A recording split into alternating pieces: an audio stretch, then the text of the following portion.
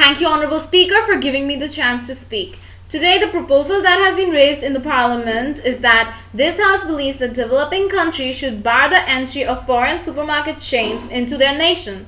A developing country is a nation where a majority of the people are middle class or are on their way to becoming so.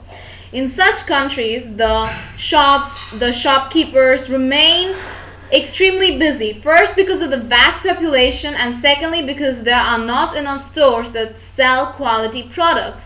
And recently, in these countries, a huge number of women are entering the job sector.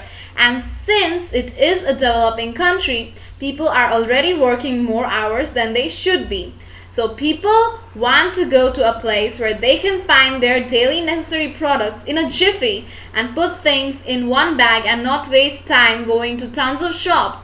So in this modern world, people need to get and do things fast. So when the government is saying that they want to bar foreign supermarket chains, it's like restricting people from getting good quality and variety of products from around the world right in their own locality. But people definitely have the right to access foreign food, products, or medication. The moment you are barring those franchises in a country, you are depriving the people from having the quality of goods that they deserve. Now let's talk about what supermarket is. It's basically a place where a variety of products are available at a reasonable rate, which obviously benefits the consumer. So at the end of the day, they have more dispensable income, resulting in more savings.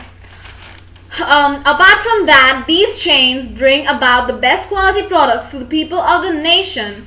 Again, they benefit these localities, like when they build such chains or franchises in a locality, often a part of the agreement is to invest in those localities, which typically means doing development work, which basically helps build a good environment.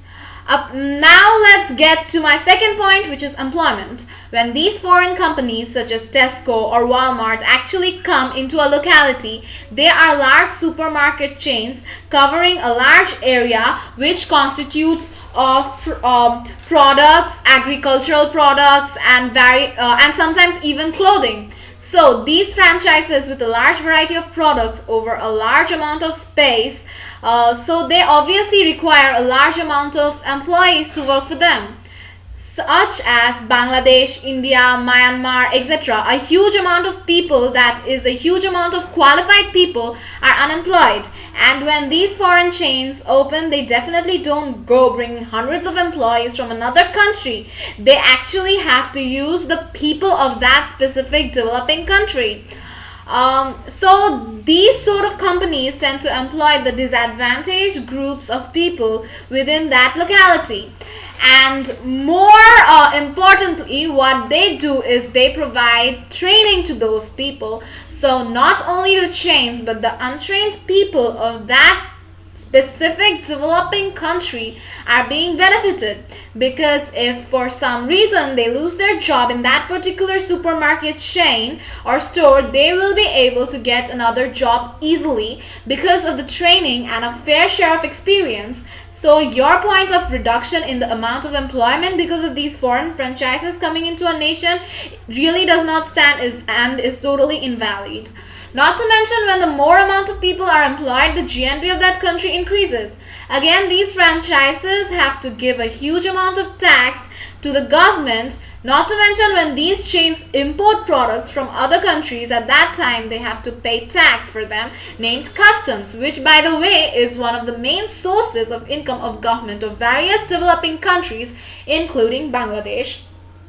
So it obviously increases the GNP and GDP of that particular country, because since it is in their territorial boundary, at that time it increases the GDP, and because of employment and the tax and everything, it increases the GNP, which ultimately upgrades the standard of living of that locality or country or nation and increases the per capita income, which paves the way towards development.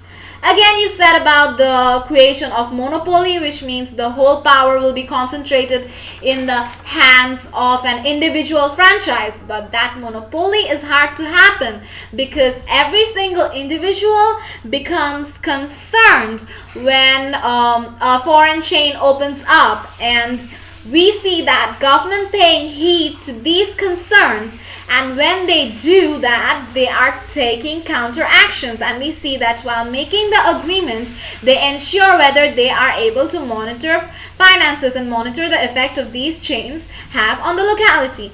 Apart from that, you said about the fact that when these chains come and sell things at cheaper rates, the local franchises go bankrupted and out of business, but domestic suppliers and the people of that country will not suffer in any way because the franchises only are based on big cities or towns, and as a result the local suppliers can sell their products in any local shop because the demand of the people of that specific locality is not decreasing, because obviously they have a huge population and they need supplies, and for that reason the suppliers, the domestic and local suppliers, get plenty of people to sell their stuff to. Apart from that, these foreign franchises provide people with foreign goods which are not available in the country, so local suppliers can't easily sell their native products without any sort of problems whatsoever.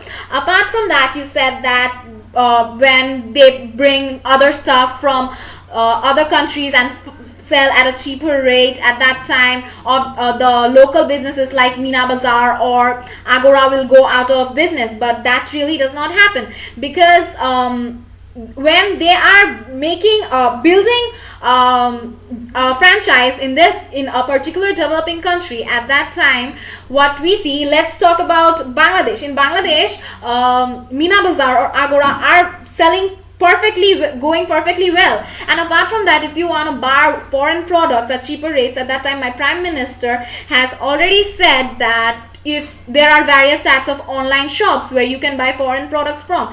So actually what you're trying to do does not really happen. Are you going to stop people from buying things online?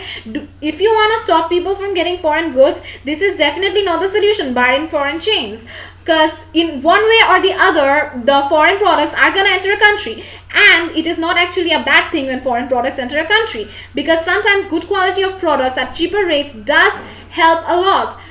I mean, those foreign chains actually give us a heavy amount of tax, which actually helps us build our nation. Apart from that, as these are developing countries, these franchises help play a big role in the globalization. So for the sake of development, these franchises are highly important. So I think after our speeches, it will be crystal clear that barring the entry of such foreign franchises in the developing nation actually hampers the country. But when these franchises stay, it is a win-win situation for all. So I would like to tell my honorable government party not to only argue for the sake of argument and agree with us that the entry of these foreign chains in a developing nation does not happen, and it should not does not hamper anything, and it should not be barred. Thank you, Honorable Speaker. Thank you all.